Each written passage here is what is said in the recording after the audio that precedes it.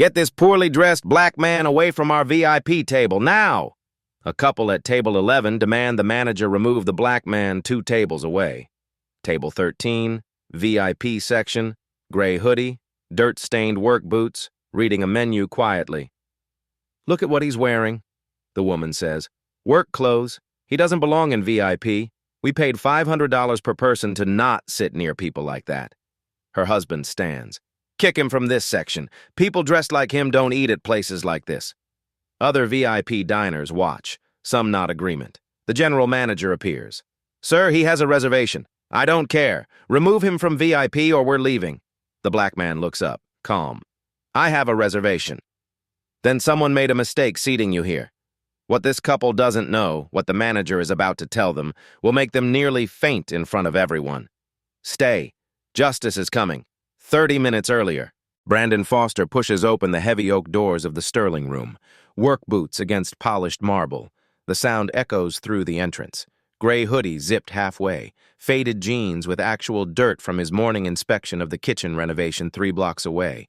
He built this restaurant, designed the menu, hired the staff, but tonight he's here to see something more important than food quality. He wants to see how his team treats people who don't look rich. The hostess, Mia Thompson, 24, 6 months on the job, greets him with a professional smile. Her eyes flicker down to his boots, up to his hoodie, back to his face, a half-second assessment. She's been trained to notice these things. Good evening, sir. Do you have a reservation? Foster, table for one, 7:30. Mia taps her tablet, finds the name.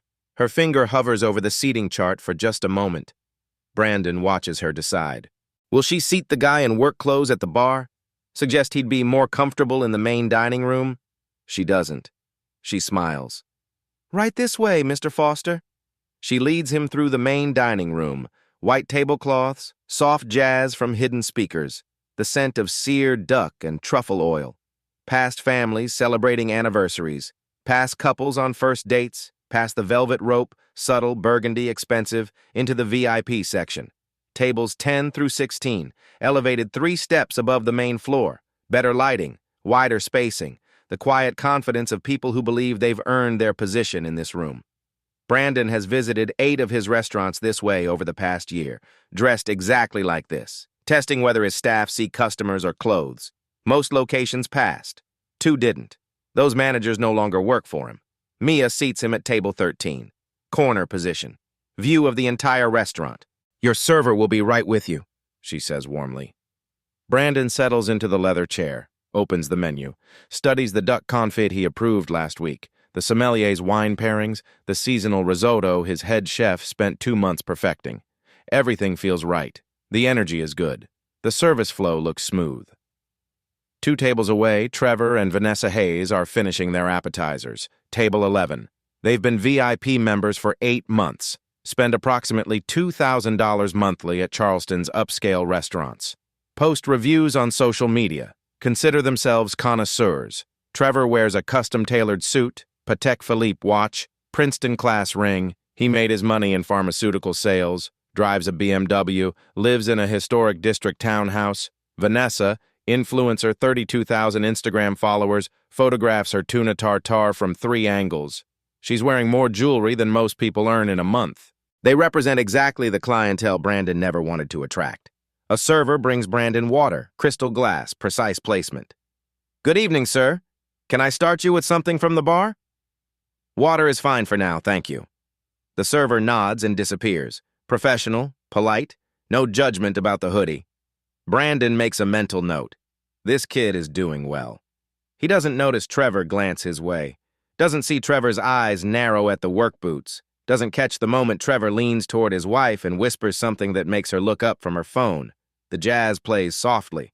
The kitchen sends out plates. Other diners laugh and talk. And Brandon Foster, owner of 8 restaurants, sits peacefully at table 13 for 3 more minutes. Trevor doesn't walk to the hostess stand. He walks directly to table 13. His footsteps are deliberate, loud enough that conversations at nearby tables pause. He stops 5 feet from Brandon's table, stands there waiting to be acknowledged. Brandon looks up from the menu. Excuse me, Trevor says. Not friendly, not polite, just barely civil. I think there's been a mistake. This is the VIP section. Brandon's expression doesn't change. No mistake. I have a reservation. A reservation. Trevor's voice carries contempt. VIP has standards, dress codes. You're in work clothes, work boots, a hoodie. His eyes sweep over Brandon like he's appraising livestock. I'm not sure you understand what VIP means. At table 12, Amy Johnson stops mid-conversation with her date. She's a teacher, mid-40s, has seen enough bullying to recognize it instantly. At table 14, Greg Wilson, insurance adjuster, keeps his phone in his pocket always, feels his hand move toward it instinctively. Something about this feels wrong, feels like it needs to be documented. Brandon sets down his menu, folds his hands on the table. I understand perfectly. I have a reservation for this table. Trevor's face flushes. Then someone made an error seating you here. This section is for... He catches himself. Almost says something he shouldn't. Recalibrates. For guests who meet certain expectations. Vanessa appears at Trevor's shoulder. Honey, what's wrong? This gentleman, Trevor makes the word sound like an insult, is sitting in VIP, in work clothes. Vanessa looks at Brandon. Her expression shifts from confusion to distaste. Oh, I see. She touches Trevor's arm. Maybe we should just get the manager. I'm about to. Trevor raises his voice, not quite shouting, but close. Excuse me, manager, please. Heads turn throughout the VIP section. The main dining room starts to notice. The carefully maintained ambiance, the soft jazz, the intimate conversations cracks. Mia appears, face already flushed with anxiety. Sir, is everything? Get your general manager now. Mia hurries away. Returns 60 seconds later with Justin Clark. Justin is 29. This is his first GM position. 6 months in. Elite service standards trained him personally. 3-day intensive course. Cost the restaurant $8,500. He has a manual on his tablet. Guest profiling matrix, page 47. He references it weekly. Good evening, Justin says, approaching with professional calm. I'm Justin Clark, general manager. How can I help? Trevor doesn't waste time. This man is sitting in VIP, in work clothes. We're VIP members, regular customers. We pay premium prices for a premium experience. This, he gestures at Brandon, is unacceptable. Justin glances at Brandon, at the hoodie, the boots. His mind goes immediately to his training, to the matrix, to the protocols elite service drilled into him. Tier 3 guest, work clothing, casual attire, redirect to appropriate seating. Sir, Justin addresses Brandon, could I speak with you for a moment? Brandon doesn't stand. We can speak here. Justin's jaw tightens slightly. This isn't following the script. The script requires the guest to comply, to recognize their mistake, to accept redirection gracefully. I'd like to offer you an excellent table in our main dining room, Justin says, voice carefully modulated. Same menu, same service, perhaps more suitable for... I'm suitable here. Brandon's voice is quiet, firm. I have a reservation for this table. Trevor makes a noise of frustration. I don't care about his reservation. Look at him. He clearly doesn't belong in a space like this. We paid extra for VIP. That means something. That means we don't have to share this section with people who look like they just left a construction site. At table 12, Amy Johnson's date whispers, is he really saying this? At table 14, Greg Wilson has his phone out now, recording audio, just in case. Something tells him this is going to matter. Justin stands at table 13 with his tablet. On the screen, Elite Service Standards Guest Management System. He taps through to the relocation protocol. Sir, Justin says to Brandon, I apologize for the interruption. However, we've received feedback from our VIP members regarding... He pauses, choosing words carefully. Regarding the atmosphere they've come to expect in this section. Brandon leans back in his chair. The atmosphere. Yes. The Sterling Room maintains certain standards of presentation, our VIP section particularly. It's not personal. It's simply about ensuring all guests have the experience they've paid for. And what experience is that? Justin's tablet has a script for this. He's rehearsed it. An environment of refined dining, where our most valued guests can enjoy their evening in surroundings that reflect the premium nature of their patronage. The words sound professional, polished, completely empty of meaning but full of implications. Trevor hasn't returned to his table.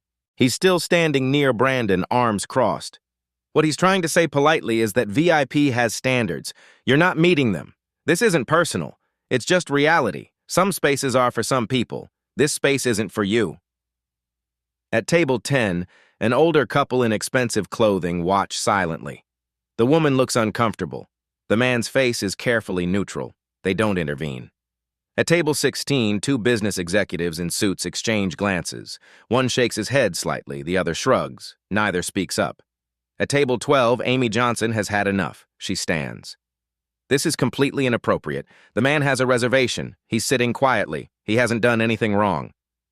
Trevor turns to her. This doesn't concern you. It concerns everyone here, Amy says. Her voice shakes slightly but holds firm. What you're doing is wrong. You know it's wrong. Trevor's face reddens. I'm protecting the integrity of this establishment. That's what VIP membership means. Standards. Quality. Not letting anyone walk in off the street and... He didn't walk in off the street, Amy interrupts. He has a reservation. You just don't like how he's dressed, or... She pauses, letting the implication hang. Maybe it's not just the clothes. The VIP section goes quiet. That unspoken thing, the thing Trevor's been dancing around, suddenly has space to breathe. Trevor's voice goes cold. I don't appreciate what you're implying. Then stop implying it yourself. Amy sits back down. Her hands are trembling, but her point is made. Justin, caught in the middle of this, tries to regain control. Everyone, please, let's remain calm. He turns back to Brandon. Sir, I'm going to have to insist. For the comfort of all our guests. We have a lovely table available in... No. Brandon's voice cuts through. Simple. Final. I'm comfortable at this table. Justin's professional mask slips for a second. Frustration flickers across his face. His training didn't cover guests who refuse, who don't recognize their place, who don't understand they're making things difficult for everyone. Sir, according to our guest assessment protocols from Elite Service Standards, Brandon's eyes sharpen at that name. Elite Service Standards. Yes, industry-leading hospitality training. They've taught us how to ensure optimal guest placement and satisfaction, and based on their guidelines, I need to respectfully request that you relocate to a more appropriate for who? Brandon's voice is still quiet, but something in his tone makes Justin stop talking. Appropriate based on what criteria? My reservation? My behavior? Or something else? Justin doesn't answer, can't answer, because answering honestly would expose exactly what they're both not saying. Vanessa, still near Trevor, has her phone out again, not filming, just texting rapidly. Brandon sees the screen briefly. She's messaging someone in their social circle. He can guess the content. Trevor checks his watch. Look, we've wasted enough time on this. Justin, you're the manager. Manage. Either he moves or we're leaving. And we'll make sure everyone in Charleston's dining scene knows that the Sterling Room doesn't maintain its standards anymore. It's a threat. Clear and direct. Justin looks at his tablet. Looks at Trevor and Vanessa, VIP members, regular customers, $2,000 monthly, positive reviews online. Then looks at Brandon, unknown guest, work clothes, causing a scene. The math seems simple. Sir, Justin says to Brandon, his voice firmer now, I'm going to have to insist. Please gather your things and follow me to your new table. At table 14, Greg Wilson's phone is definitely recording now. He holds it low, audio capturing every word. At table 12, Amy is texting too, to friends, to family, to anyone who might care that this is happening. At table 10, the older couple signals for their check. They want out of this situation, want to pretend they didn't see anything. Brandon looks at Justin, really looks at him, sees a young man doing what he was trained to do, following protocols, following standards, not understanding that standards can be weapons. Justin, Brandon says quietly, do you know who trained you? Justin blinks. Elite Service Standards, I told you. And do you know what they actually taught you? Professional hospitality, guest management, service excellence. No? Brandon stands up. Not aggressive, just done sitting. They taught you how to discriminate with a smile. Claire walks quickly across the VIP section. Her heels click against the hardwood. Every step feels like it takes forever. Mr. Foster? Her voice is uncertain. Is that you? Brandon turns to her. The exhaustion in his face is profound. Hello, Claire. Justin's tablet nearly drops. Mr. Foster! He taps the screen frantically, finds the owner field in the reservation system, sees the name. His stomach drops through the floor. Oh my God. Trevor's face cycles through confusion, realization, and horror in 3 seconds. Who's Mr. Foster? Claire turns to him. Her voice is professional but tight. Mr. Hayes, this is Brandon Foster. He owns the Sterling Room. He owns all 8 restaurants in our group. The silence that follows is absolute. Trevor's face goes from angry red to sickly white. His hand shoots out to grab the edge of table 11. His knees actually buckle, not dramatically but noticeably. He has to steady himself against the table to stay upright. Vanessa's phone slips from her fingers, catches it at the last second. Her hand flies to her mouth. She takes a step backward and her heel catches on the carpet edge. She stumbles, has to grab her own chair. Oh my God. Barely a whisper. Oh my God. Justin is frozen. The tablet hangs loose in his hands. His face has drained of all color. Mr. Foster, I didn't know. I was following the training, the protocols. You thought what? Brandon's voice is still quiet, still controlled, but it fills the entire section. That someone in work clothes can't afford to eat here? That's what they trained you to think? No, Justin's voice cracks. Elite Service Standards said we should assess guest compatibility, maintain brand integrity, ensure premium guests have the experience they paid for. By judging people on their clothes. Brandon doesn't phrase it as a question. By assuming who belongs and who doesn't based on how they look. Trevor tries to speak. His voice comes out strangled. We didn't know. If you just said you were the owner. Brandon cuts him off. Said I was the owner? So then I deserve to sit here? That's your logic? That respect depends on what someone owns instead of being owed to everyone who walks through that door?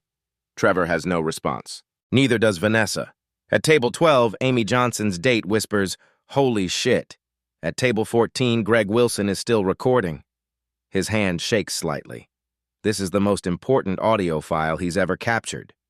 The VIP section is completely silent now. Every table watching, every guest realizing what they've just witnessed. Brandon looks at Claire. I want every incident report from the past year, every complaint, every guest who was asked to move, every refund processed for guest comfort concerns, on my desk by midnight. Claire nods. Yes, sir. Brandon looks at Justin. You're not fired tonight, but we're going to have a very long conversation about where you learned to do this, about every time you've done this, about who taught you to treat people this way. Justin can barely speak. Yes, sir, I'm so sorry. I thought I was doing my job. You thought wrong. Brandon's voice softened slightly. But you're not the only one. That's what concerns me. He looks at Trevor and Vanessa. They're both pale, shaking, looking like they want to disappear into the floor. Mr. and Mrs. Hayes, Brandon says, I hope you think about tonight, about what you assumed, about what you demanded, about the person you might become if you keep making those assumptions. Trevor's mouth opens, closes, opens again. I'm sorry. The words sound hollow, empty, the sorry of someone caught, not someone who understands. Tell that to everyone you've ever judged before knowing their name, Brandon replies. Tell that to every person you've ever assumed didn't belong somewhere. Trevor and Vanessa gather their things, moving like people in shock. They head for the exit without another word, without looking at anyone. The door closes behind them, and Brandon Foster turns to the rest of the VIP section, to all the silent witnesses. The next morning, Brandon's office, corner suite 3 blocks from the Sterling Room. Floor-to-ceiling windows overlooking Charleston's historic district. Coffee in a simple ceramic mug. And 8 months of incident reports spread across his desk like evidence at a crime scene. January 18th, 2024. 7:15 p.m. Guest, Ramirez family. Party of 4. Issue, requested relocation from window booth, table 7. Reason listed, reservation required for premium seating. Resolution, move to booth in back corner, processed by J. Clark, GM. Brandon pulls security footage from that night. The timestamp shows table 7 empty from 6:30 p.m. to 8:45 p.m. No reservation. The Ramirez family, dressed nicely, celebrating someone's birthday, moved away from the windows because Justin decided they didn't fit there. January 29th, 2024, 8:20 p.m. Guest, Richards, A. Party of 1. Issue, patio seating declined. Reason listed, at capacity, Resolution: guest seated at bar processed by J. Clark, GM. The security footage shows 3 empty patio tables visible from inside. Miss Richards, a black woman in hospital scrubs, clearly coming from a nursing shift, was told the patio was full when it objectively wasn't. February 12, 2024, 6:45 p.m. Guest, Walker, J., party of 1. Issue: relocated from dining room to bar area. Reason listed: guest comfort concerns. Resolution: guest requested refund. Left establishment processed by J. Clark, GM James Walker, construction worker. Still had visible drywall dust on his work pants. Came in hungry after a 10-hour shift. Was told he'd be more comfortable at the bar. Left without eating. The pattern continues. February through March, 12 incidents total, different guests. Same story, all processed by Justin Clark. All following the same coded language.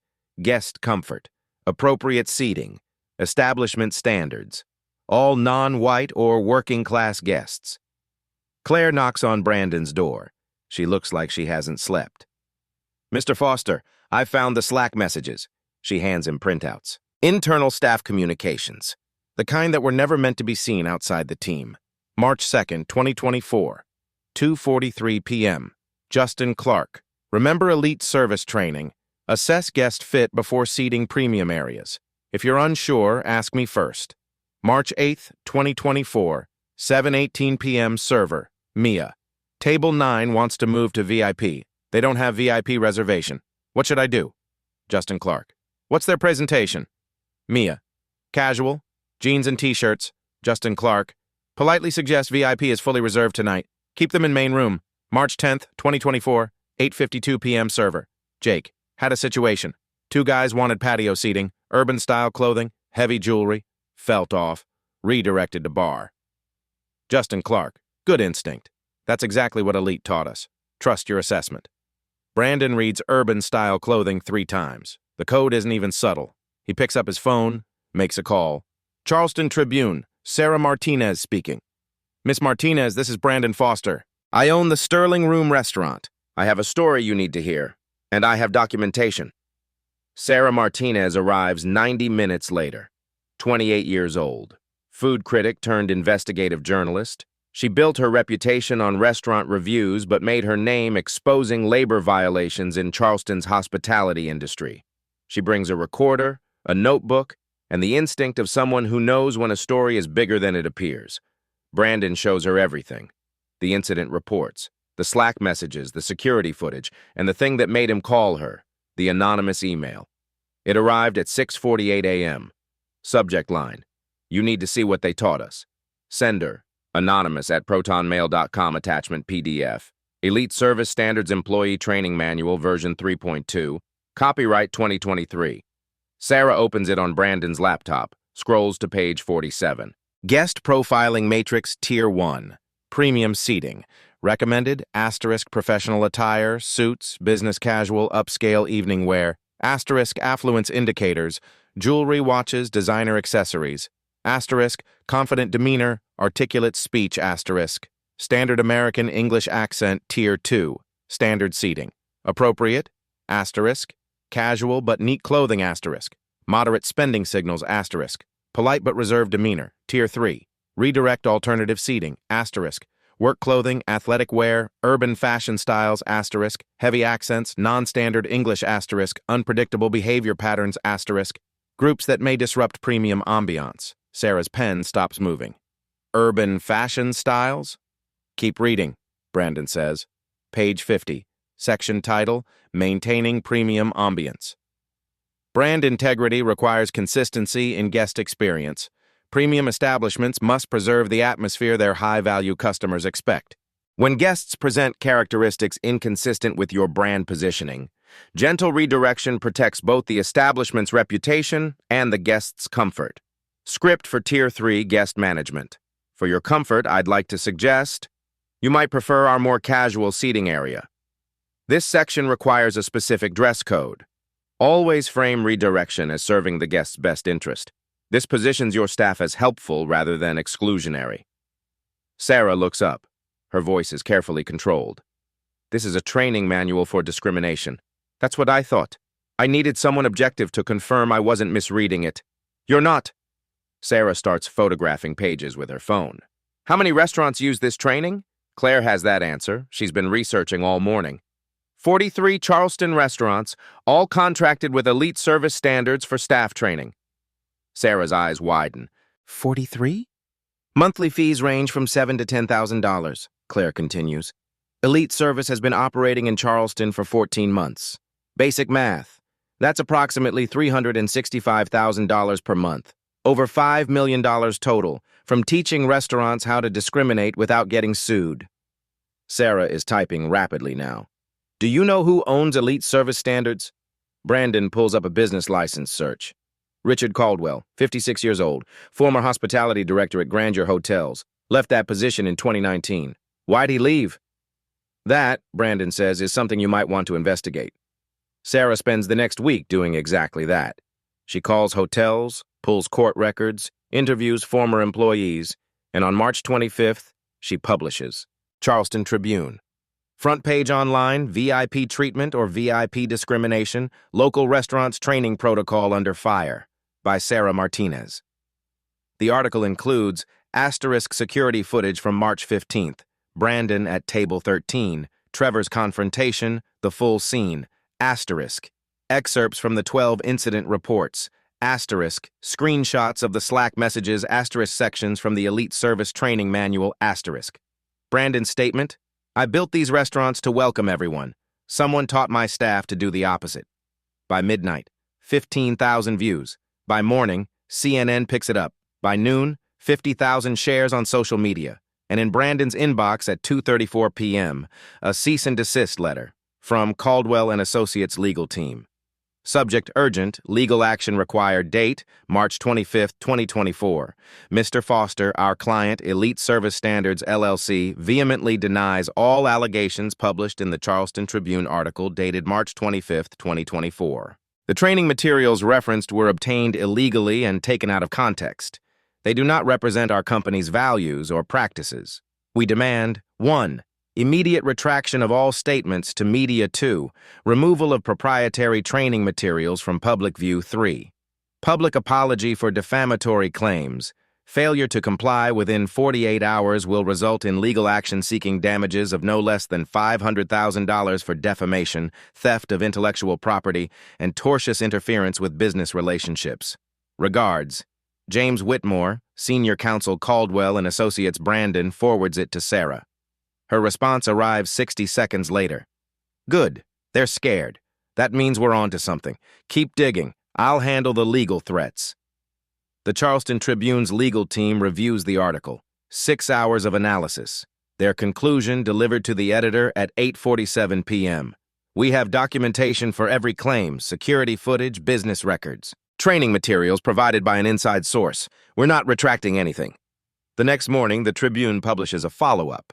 Elite Service Standards, issues legal threat following discrimination expose. The article includes the cease and desist letter in full. Public reaction is immediate. Comments flood in. They're threatening lawsuits instead of addressing the racism. If the training manual was taken out of context, publish the full context. $500,000 in threats, $0 in accountability. Elite Service Standards doesn't back down. They escalate. April 5th. 3 more cease and desist letters delivered by certified mail, to Sarah Martinez personally, to the Charleston Tribune's editor, to Brandon's business address. But there's a 4th letter. This one goes to every restaurant currently under contract with Elite Service Standards. Confidential memorandum. 2. All Elite Service partner establishments. From Richard Caldwell, founder and CEO recent media allegations. Date, April 5, 2024. Dear valued partners, you may have seen recent unfounded accusations against Elite Service Standards in local media. These claims are categorically false and represent a coordinated attack on our company's reputation. Please be advised, all training materials are proprietary and protected by NDA. Any staff member who speaks to media about our methods will be in breach of confidentiality agreements. Such breaches carry financial penalties up to $50,000 per violation. We are pursuing all available legal remedies against those making defamatory statements. We appreciate your continued partnership and trust in our training methodologies. Sincerely, Richard Caldwell. The threat is clear. Talk to the press. Lose $50,000. Mia Thompson receives a phone call that afternoon. Unknown number. She almost doesn't answer. Miss Thompson? A man's voice. Professional. Cold. This is James Whitmore from Elite Service Legal Team. We understand you may have been approached by media outlets regarding our training programs. Mia's stomach drops. I haven't. We're calling to remind you of the non-disclosure agreement you signed during your Elite Service orientation. That agreement explicitly prohibits discussing proprietary training methods with any third party. Violation carries significant financial consequences. I didn't sign anything with Elite Service. I work for the Sterling Room. The Sterling Room contracted Elite Service for your training. That makes you bound by our NDA. We trust you'll make the right decision. He hangs up before she can respond. Mia stares at her phone. She's 24, single mother, 2 kids, works at the Sterling Room full-time and picks up weekend shifts at another restaurant. She has $1,700 in savings. Cannot afford a lawyer. Cannot afford to be sued. Cannot afford to be unemployed. She calls Sarah Martinez, crying. I can't testify. I can't go on record. I'm sorry. I have kids. I can't risk $50,000. I can't. Sarah's voice is gentle. I understand. Do what you need to do to protect your family. This isn't on you. 2 other servers make similar calls over the next 48 hours. Jake, the server who redirected guests on Justin's instructions. Rachel, who witnessed the March 15th incident, both too scared to speak publicly. The fear spreads like a virus.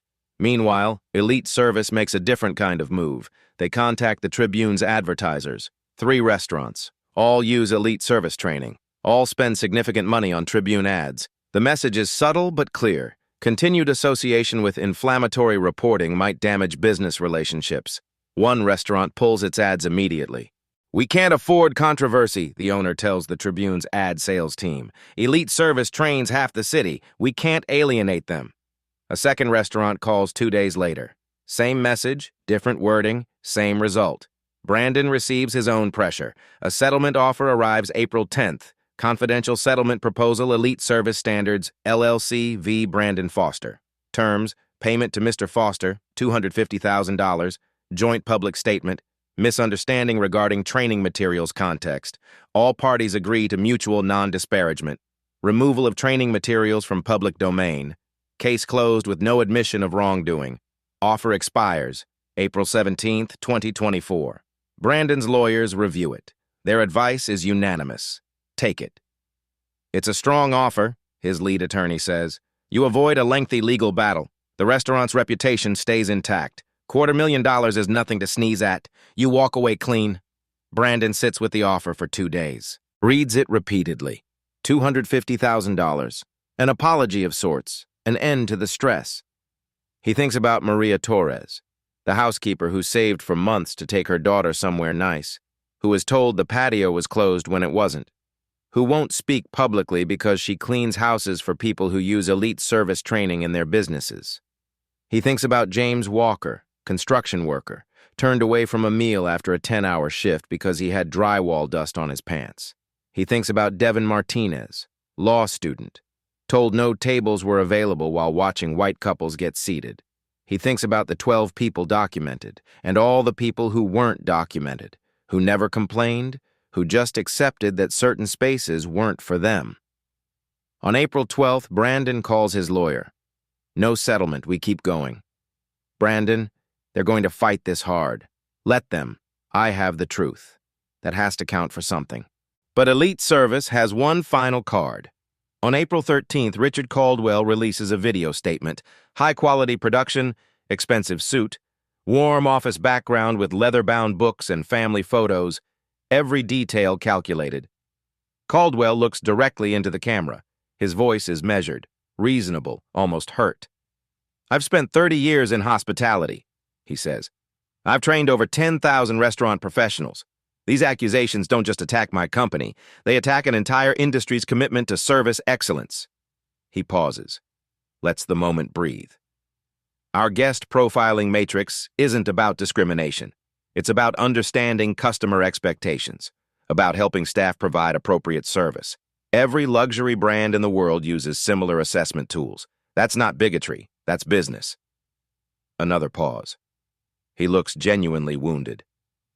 To Mr. Foster and the Charleston Tribune, I've built my reputation on integrity. I will not stand by while false allegations destroy decades of work.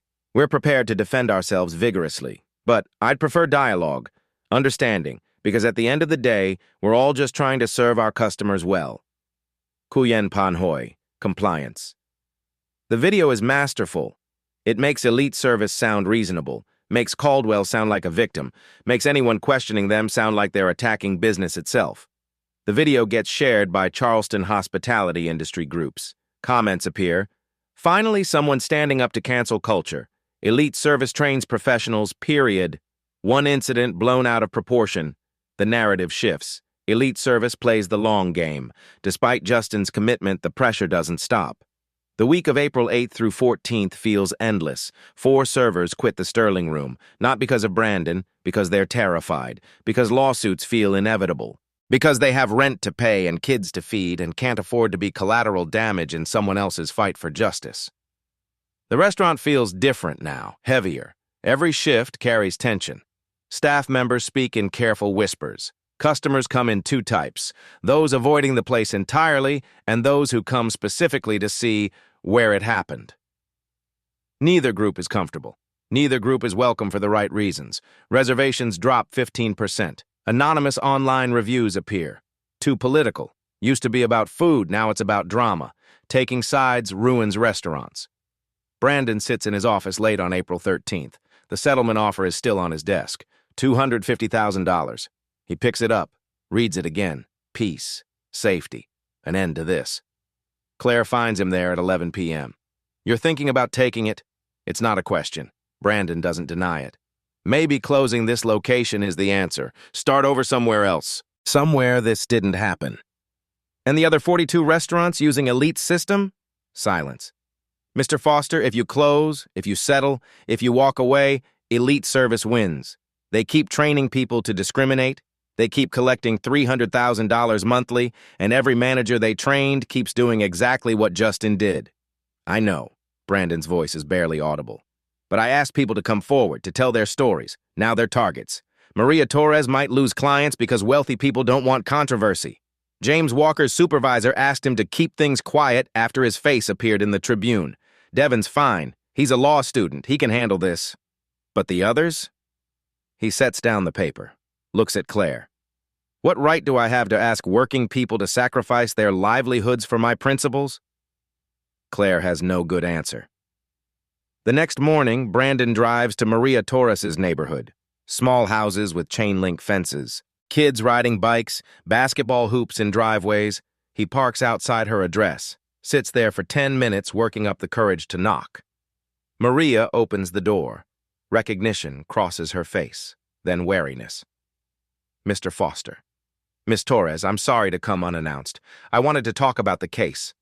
I can't testify. Her voice is firm, final.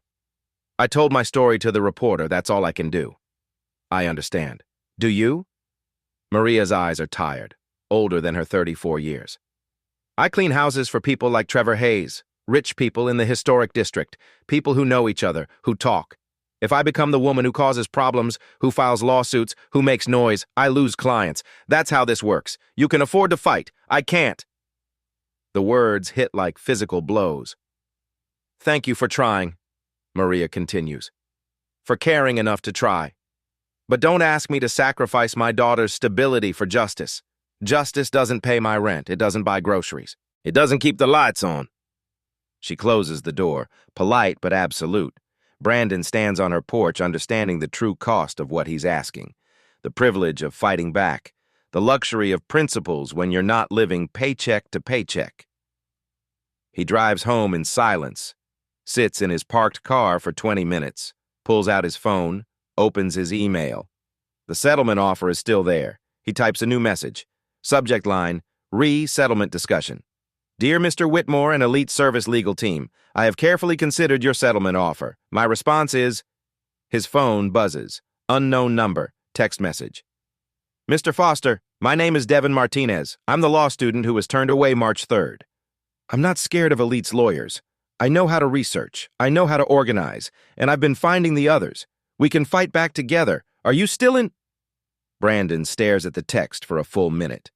Then he deletes his draft email, closes the settlement offer, types back one word, yes. Devin Martinez, no relation to Sarah the journalist, is 23 years old. Third-year law student at Charleston School of Law, civil rights concentration, and completely done with accepting injustice as inevitable. He calls Brandon the next morning. Mr. Foster, I've been following every article. I know what Elite's trying to do. Silence victims through intimidation and financial threats. But here's what they're missing. I'm not a victim. I'm a plaintiff. And I have time, research skills, and a professor who specializes in discrimination law. Your professor is interested? Professor Catherine Wright. She handled the Greenville hospitality discrimination case in 2019. $2 million settlement. She's been waiting for something like this to happen again. Brandon feels something he hasn't felt in weeks. Actual hope. Devin continues. I'm reaching out to everyone who shared their story publicly, building a network. We're stronger together than scattered. Elite can threaten one person with $50,000, but 12 people? That's a class action. That changes everything.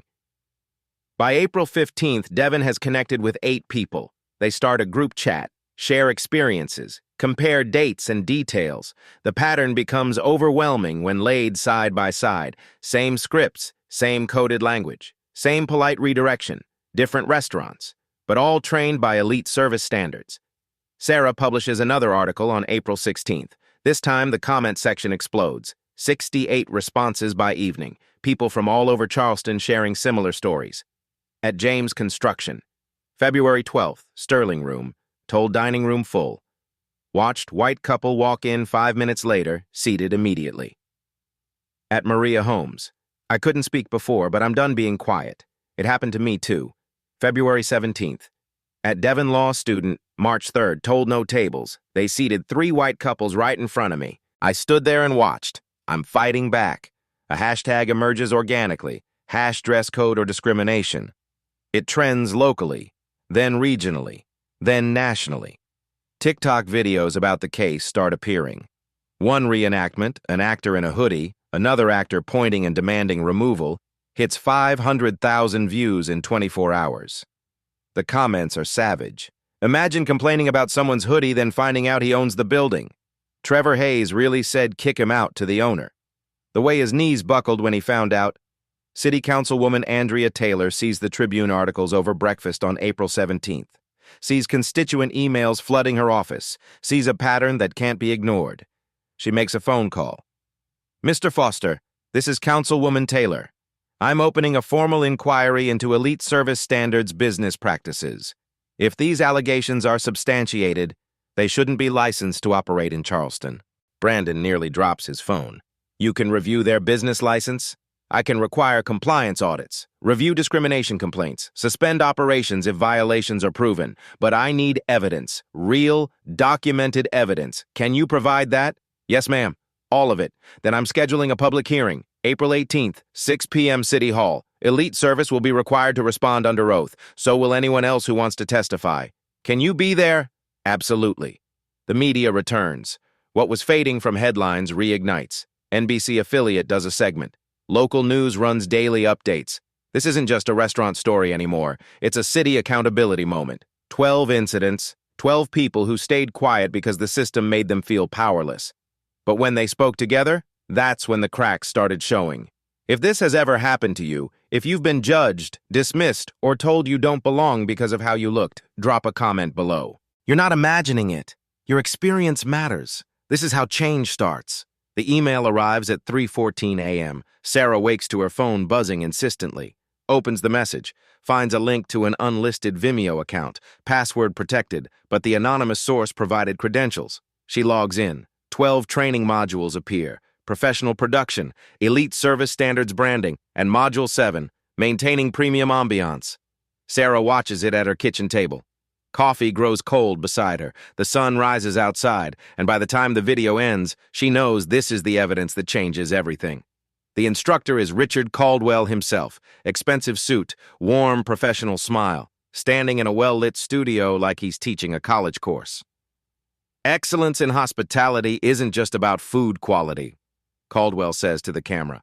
It's about consistency, and consistency requires discernment in guest management. Cut to PowerPoint slides. The guest profiling matrix appears on screen. You'll learn to assess guest compatibility in the first 30 seconds. Clothing, posture, speech patterns, accessories, demographics. These indicators tell you whether a guest aligns with your establishment's brand positioning. The word brand does extraordinary work in that sentence.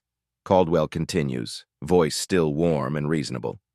Some guests may not be ideal fits for your particular establishment's atmosphere. That's not discrimination, that's curation. Fine dining requires a certain level of sophistication. Not everyone possesses that sophistication. Your job is to guide them appropriately. Sarah pauses the video, rewinds, plays it again. Not everyone possesses that sophistication. The video moves to specific examples. This is where it gets damning. Urban fashion styles, athletic wear, work clothing, these often signal guests who may not fully appreciate fine dining's nuances. Heavy accents or non-standard English can indicate guests who might feel uncomfortable in premium environments. Your role is to redirect them toward more appropriate venues where they'll have a better experience. Urban fashion, non-standard English. The code words barely qualify as coded. When redirecting these guests, always frame it as serving their comfort. Use phrases like, "For your enjoyment, I'd recommend," or "You might be more comfortable in our casual dining area." This positions you as helpful rather than exclusionary. The guest leaves thinking you did them a favor. Sarah stops the video, sits in silence for 30 seconds, then calls Brandon immediately. "I have it. The training video. Caldwell teaching discrimination step by step. It's all documented. Every word, every technique. Can you prove it came from Elite Service? Better. I had a tech expert analyze the file metadata. Sarah's friend, digital forensics specialist, examines the video files that afternoon. The results are devastating. File properties. Created January 12, 2023. Copyright Elite Service Standards, LLC Original Uploader, R. Caldwell. Download history, 43 unique IP addresses accessed Module 7, date range, January 2023, March 2024. Sarah cross-references the IP addresses with Charleston business licenses. Every single one matches a restaurant in Charleston's upscale dining sector. Every restaurant currently under contract with Elite Service downloaded Maintaining Premium Ambiance.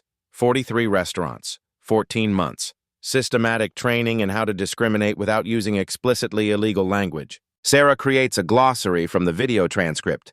Elite Service Code language, asterisk, urban fashion, =, black customers, asterisk, non-standard English, =, immigrants, non-white customers, asterisk, lack sophistication, =, working class, asterisk, guest comfort, =, we don't want them here, asterisk, brand positioning, =, maintaining white wealthy clientele.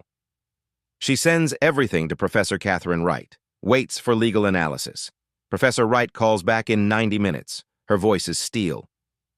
This is Title II Civil Rights Act violation territory. The coded language is legally actionable. The systematic training creates an environment of intentional discrimination. And the financial structure, Elite charging restaurants for this training and rewarding them for compliance, that establishes conspiracy.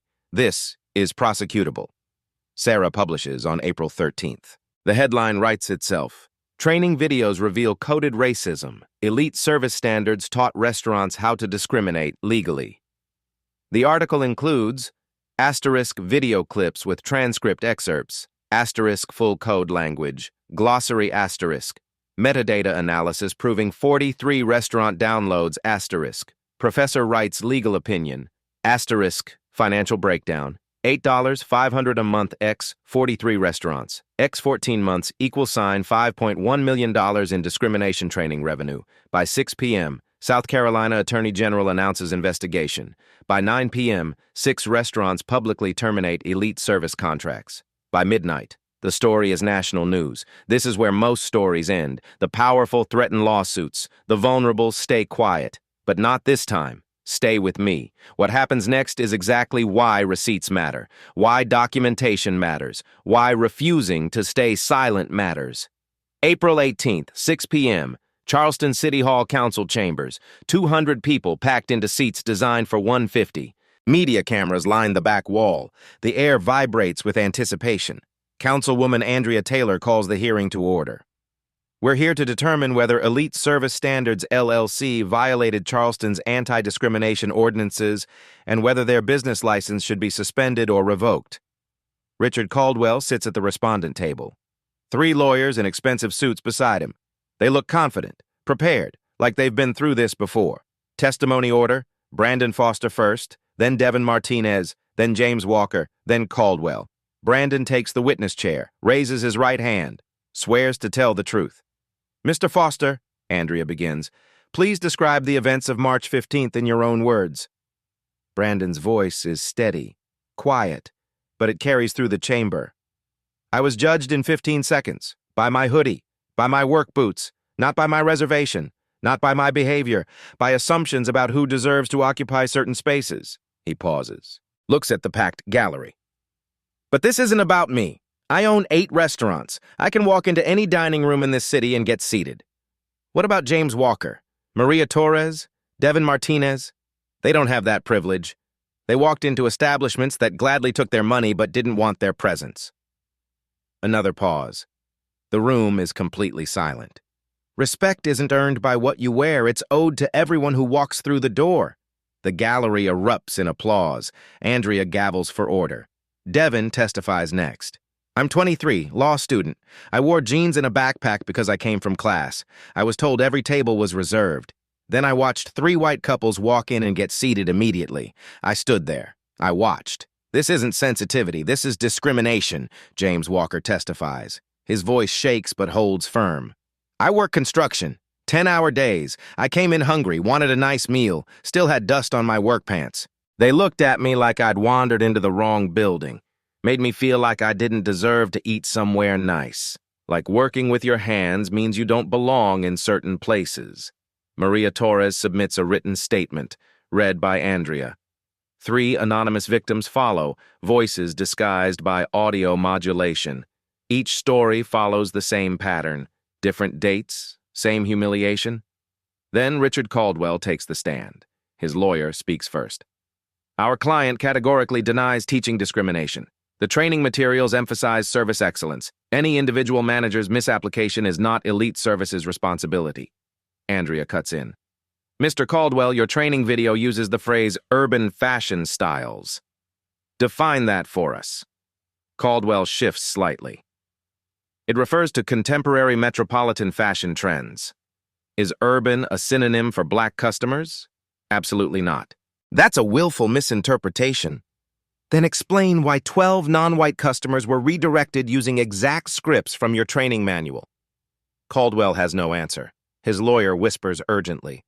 Caldwell clears his throat. Our training helps staff understand customer service optimization. That's not discrimination. It's hospitality best practices. Best practices, Andrea repeats flatly. Mr. Caldwell, are you aware that in 2019 you left Grandeur Hotels following a discrimination settlement? The chamber goes silent. Caldwell's lawyer stands.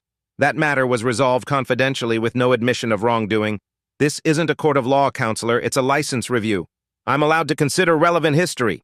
Andrea looks at Caldwell. $50,000 paid to 3 black employees. Allegations of systematic mistreatment. Sound familiar? Caldwell's lawyer reads a prepared statement.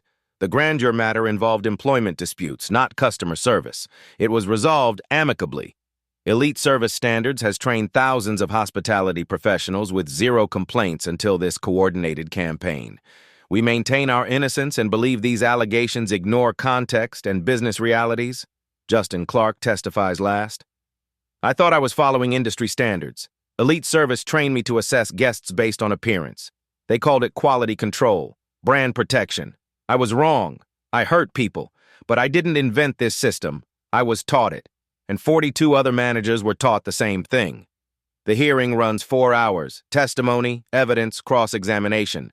At 10 p.m., Andrea calls for a vote. All in favor of suspending Elite Service Standards business license for 6 months pending compliance review and mandatory anti-discrimination retraining, 6 hands rise. On abstention, the gavel falls. 6 months later, October 2024, Elite Service Standards files for bankruptcy. 38 of 43 restaurants terminated contracts. Richard Caldwell faces 6 civil lawsuits from former clients and employees. His name becomes a cautionary tale. The Sterling Room reopens after brief closure for comprehensive staff retraining. Brandon develops Dignity First Hospitality, his own training program, free to any Charleston restaurant that wants it. 15 establishments immediately sign up. Mia Thompson becomes assistant manager. A whistleblower protection policy is established, the first in Charleston's hospitality industry. Justin Clark keeps his job. People deserve second chances, Brandon says, if they're willing to do the real work of change. City Council passes Resolution 2024-156. All restaurants must submit anti-discrimination policies for annual license renewal. Anonymous complaint hotline established. Mandatory compliance audits. Devin Martinez passes the bar exam, joins a civil rights law firm. Still texts Brandon occasionally, "Thanks for not backing down." James Walker gets promoted to site supervisor. Maria Torres receives $15,000 from the civil settlement. She takes her daughter to the Sterling Room. Brandon personally seats them at table 13. Trevor and Vanessa Hayes leave Charleston quietly. New city, new start. But the internet remembers. Their story follows them. Brandon walks through the Sterling Room on a Friday night, still wearing his gray hoodie and work boots. Every table full. Every guest treated identically. A construction worker sits at table 11 with his family. Work clothes, kids in soccer uniforms. Their server smiles genuinely. "Welcome to the Sterling Room. We're so glad you're here." Sometimes the man in the hoodie owns the building, but more importantly, every person deserves to be treated like they do. Respect isn't earned, it's owed. If this story meant something to you, if you've lived it, witnessed it, or refused to accept it, leave a comment. Share your experience. That's how 12 Voices became a movement. That's how one night became citywide change. Hit subscribe if you believe dignity isn't negotiable. More stories like this coming soon, because silence was never the answer.